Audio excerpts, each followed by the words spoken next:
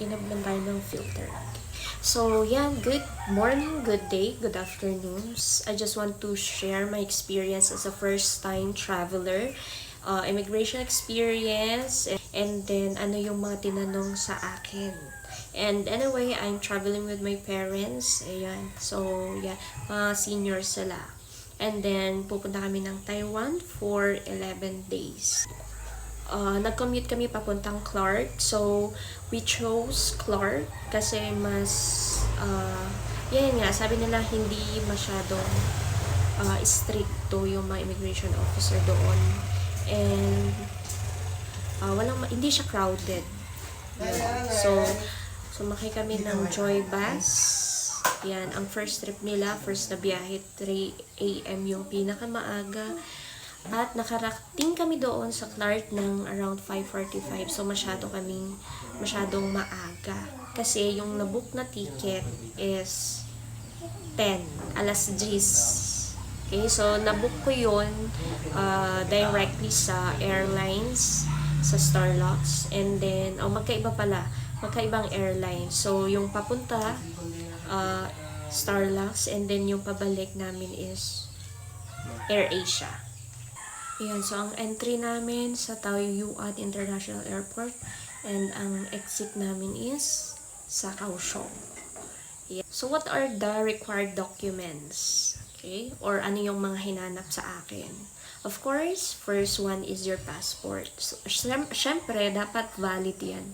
And then pangalawa, yung ticket, itinerary ticket nyo. So hahanapin yan.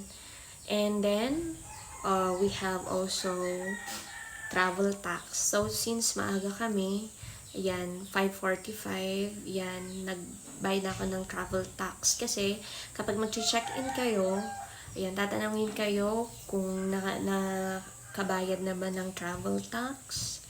Yun. So, kung hindi pa, papupuntahin kayo doon. So, pwede namang pag maaga kayo doon, bayaran nyo na. Tapos, saka kayo punta ng check-in counter. Kasi, around 7:30 kami 7:30 yung check-in. 5:45 kayo nakarating doon. Okay. And of course, required po ito, your e-travel. Okay. So, hindi mo naman kailangang i-present yun. Hanapin yun kapag nasa Taiwan ka. So, ang entry namin is sa Taoyuan. So, hahanapin nila doon. Though sa amin, hindi na namin pinakita yung e-travel namin kasi nakikita naman yan sa system nila. So, better, ayan, kayo dito. Mag-sign in kayo and then, yun, fill in or lagyan yung mga necessary informations for your e-travel. Okay? So, para less hassle na rin kasi may nakasabayan kami na nagtatanong kung may pinirbahan na ba kayo sa e-travel. Yun. Sabi ko, yes po, meron na. Siya, nagsusulat pa lang siya. Nakita namin, nagsusulat pa lang siya doon. Okay? So, hindi mo na kailangan i-present kasi nakikita na sa system doon. Basta, you are required to have that e-travel. Okay? May e-travel. Even kapag pabalik ka ng Pilipinas, need yun. Okay? So, hindi rin namin pinakita yun. Hindi tinanong ng officer. So, again, nakikita yan sa system ng immigration. And then, so, aside from the passport, tickets, travel tax, travel tax, the e-travel, and yun. So, nung nasa immigration kami, so, walang tao doon. Kaming tatlo lang. So, sabi ko, tinanong ko yung immigration officer kung, sir, pwede po ba? Sabay na kaming tatlo. Yun. So, sabi naman niya, oo.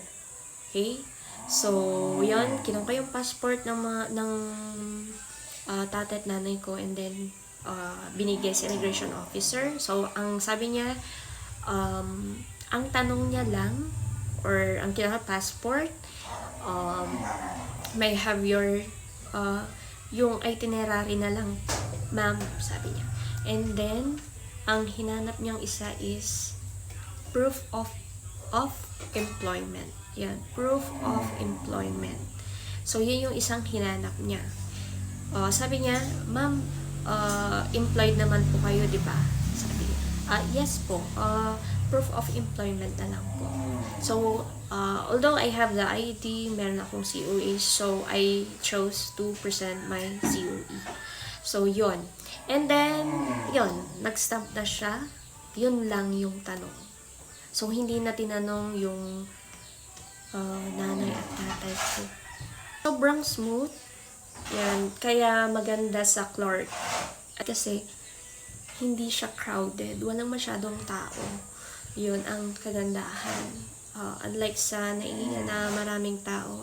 Then, in case lang naman, we prepared also bank cert. Pero so far, hindi naman hinanap yun sa akin. Yun lang po ang immigration experience. All good naman.